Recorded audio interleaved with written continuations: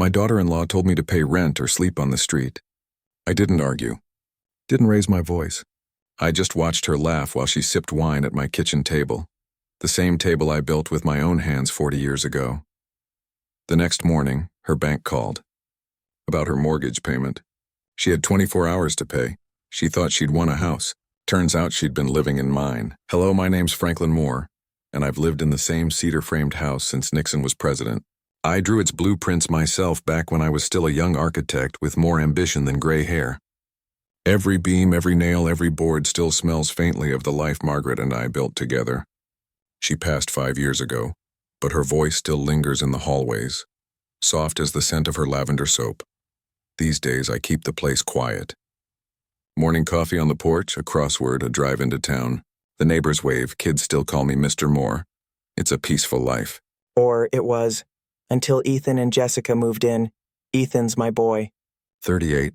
Good heart once, but soft-spined when it comes to that woman of his. Jessica's the kind of person who can make a compliment sound like a correction. A realtor, always dressed sharp, always talking about image and market value. When their temporary stay started after they lost their last place, I didn't hesitate. You'll always have a home here, I told them. I meant it. I just didn't know what kind of tenants I was inviting. First, it was small thing.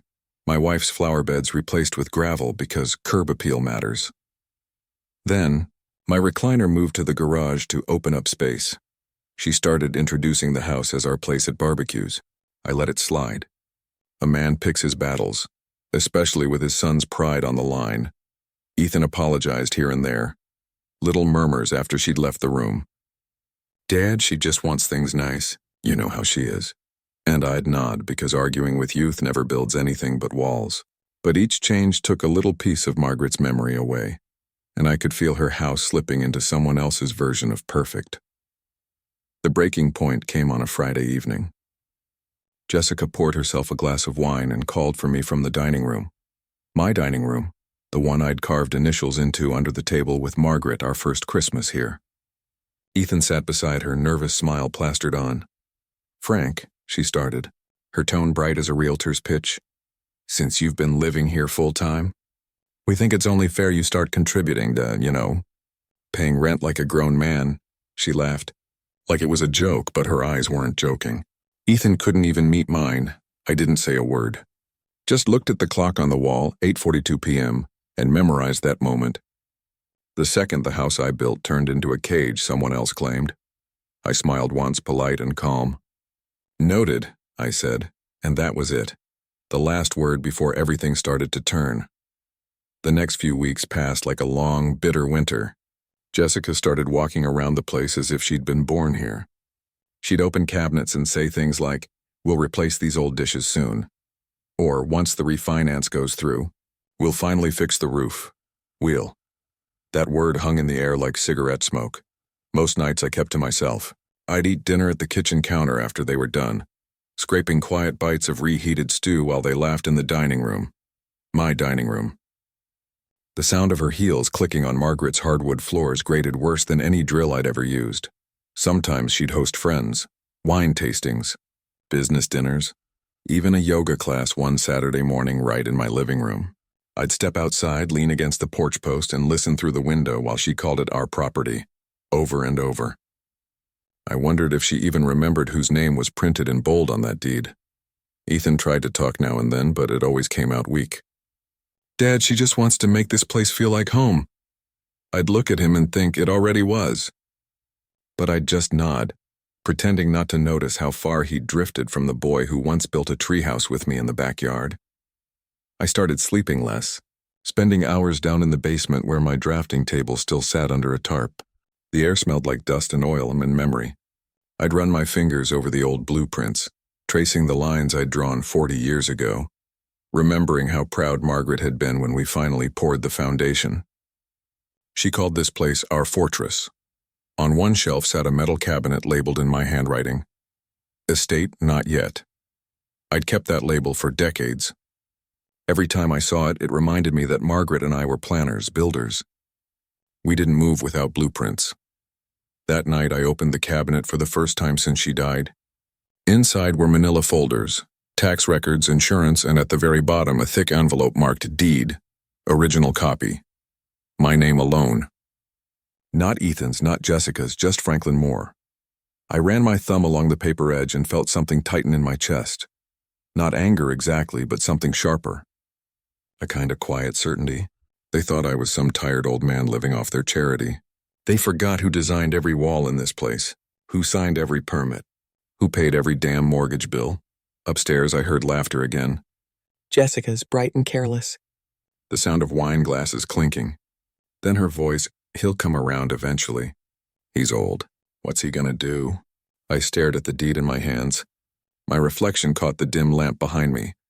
The same lamp Margaret used to read by. They thought I was finished. But blueprints don't fade. They just wait for the next draft. So I started one, quietly, patiently, and by the time the ink dried, I already knew what kind of notice Jessica would be getting next, and it wouldn't be a rent bill. The first thing an architect learns is that a solid plan always starts with the foundation. If the ground isn't right, nothing above it will stand. I'd spent weeks watching Jessica strut around this house as if she'd built it herself. But now it was time to check the foundation, the one made of ink and signatures. I started by driving into town early one morning, long before they woke up. The real estate office still smelled like stale coffee and carpet glue, same as it did back when I first built homes. Behind the desk sat Marla Jennings, my old paralegal from the firm I'd partnered with years ago. She was retired now, but sharp as ever, the kind of woman who could spot a forged document just by how the paper folded. "Franklin Moore," she said, standing to hug me. "I was wondering when you'd finally call." We sat in her small office filled with old property ledgers and court binders. I laid out the situation plain and simple. Jessica's ultimatum, the house, the mockery. Marla didn't interrupt once. When I finished, she leaned back, folded her hands, and said, "You still have the original deed, right?" I nodded. She smiled. That slow, knowing grin she used to give when a case was already won. "Then, Frank, you hold the cards. Let me run a search to see what your daughter-in-law's been trying to pull." It took her less than 10 minutes to find the files. Jessica had filed 2 refinance attempts under the property's address. Both were flagged for signature inconsistency. She'd scanned a photocopy of my name onto the forms, but the digital timestamp betrayed her. One was made the same week she demanded I start paying rent. Marla shook her head. "Amateurs. They always forget the metadata." I couldn't help a small chuckle. "So I still own it outright. Every inch of it. And you can do whatever you damn please with it." I stared at the deed again, the ink still bold after all these years. A thought began to form. A clean, precise idea measured like the lines on a blueprint. What if I wanted to sell it? Fast? Marla's eyes lifted. "To who?" I smiled. "Someone who'll pay cash. Someone who doesn't mind a little demolition."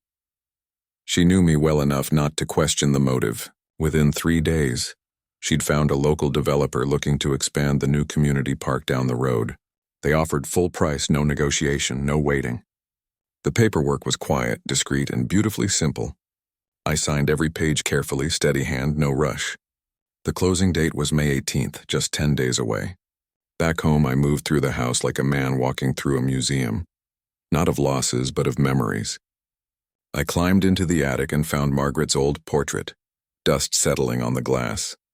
Her eyes, kind and steady, met mine. "I'm sorry it came to this," I whispered. "But we built this place together. Let's finish it right." That night, while Jessica and Ethan slept, I sat at the kitchen table with a cup of coffee and began changing things. Utilities, insurance, mail forwarding. Everything tied to their names, not mine. It was quiet, methodical work, the kind of drafting I hadn't done in years. When the last document was sealed, I took out my pen and circled the date on the wall calendar in thick red ink. May 18th, move-out day. The lines were drawn, clean and final. The foundation was set. The evening smelled of roast lamb and expensive wine, Jessica's kind of celebration. She'd invited a dozen people to the dinner table that night, all dressed in their finest, glasses raised high under the glittering chandelier. The theme, as she'd announced proudly on social media, was New Beginnings. Ethan sat stiffly beside her, smiling on cue, his eyes hollow. Jessica had just finished, bragging about how she'd finally closed the refinance. and secured the family future. Laughter and polite applause rippled around the room. That's when the front door opened. Franklin. Moore stepped inside, calm, pressed shirt, walking stick tapping the tile in slow rhythm. Conversations faltered. Jessica's smirk froze. "Evening," Franklin said quietly. "Didn't realize there was a party. Thought I'd drop something off." He walked to the head of the table and placed a thick manila envelope next to Jessica's wine glass. The paper's seal bore the emblem of Boulder County Clerk's Office. "What's this?" she asked, frowning. "Just a little paperwork," Franklin said. "You might want to read the last page." Jessica rolled her eyes but opened it anyway, flipping through until she reached the document stamped, "Notice to vacate. 30 days." The laughter died instantly. Ethan leaned forward, his fork clinking against the plate. "Dad, what is this?" Franklin's tone stayed measured. "It's notice of transfer. The house has been sold. The new owners take possession at the end of the month." Jessica gave a short, sharp laugh, too loud for the silence that followed. "You old fool. You can't sell a house you don't even own." Franklin reached into his jacket pocket and pulled out another folded paper, the original deed, notarized and bearing his unmistakable signature. "That's the thing, Jessica. I never stopped owning it. You just assumed I did." He paused, letting her eyes land on the buyer's name written in clean block letters at the bottom of the sale contract. "Harper Development, LLC. Who is that?" Jessica snapped. Franklin smiled faintly.